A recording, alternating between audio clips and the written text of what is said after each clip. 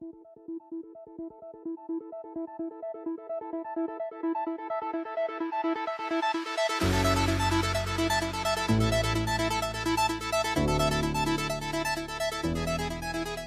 merci M. Anquier. Également un petit mot donc d'Yvan Frébert, l'ancien vainqueur, à 2 reprises de ce Tour de Normandie. Oui, 2 reprises. Bon, c'était une belle découverte. Ça m'a permis de faire de longues années après dans le vélo. Donc c'était une belle épreuve. J'espère que ça va continuer puis que ça repassera effectivement à Évreux dès qu'on pourra. On le souhaite. On peut l'applaudir Yvan Frébert, qui a été le double vainqueur du Tour de France, de Tour de Normandie, bien sûr. Allez, venez nous faire une photo. Qui avait remporté était le seul coureur français à l'avoir gagné.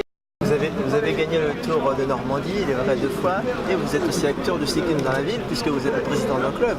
Oui, du vélo club d'Évreux, oui.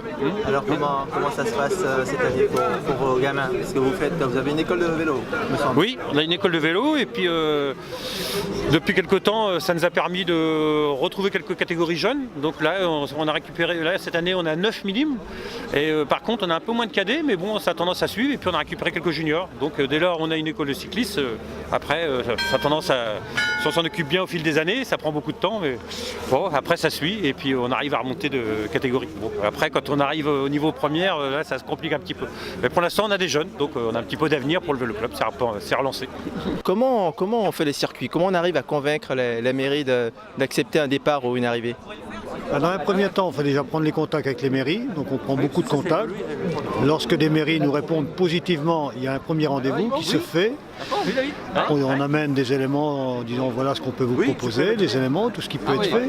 Et puis, lorsque la mairie s'engage, nous dit oui, ça m'intéresse.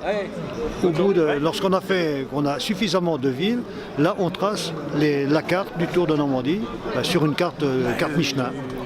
De là, on a des villages départ, des villages arrivés, enfin des villes départ arrivées, et on trace une boucle. Alors après, toujours sur la carte, je regarde les axes principaux, et je pars sur le terrain, reconnaître ce qui est possible et pas possible.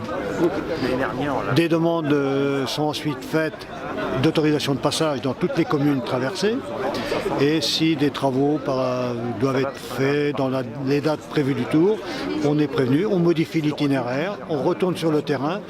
À aucun moment je n'enverrai la course sur une étape que je n'ai pas reconnue.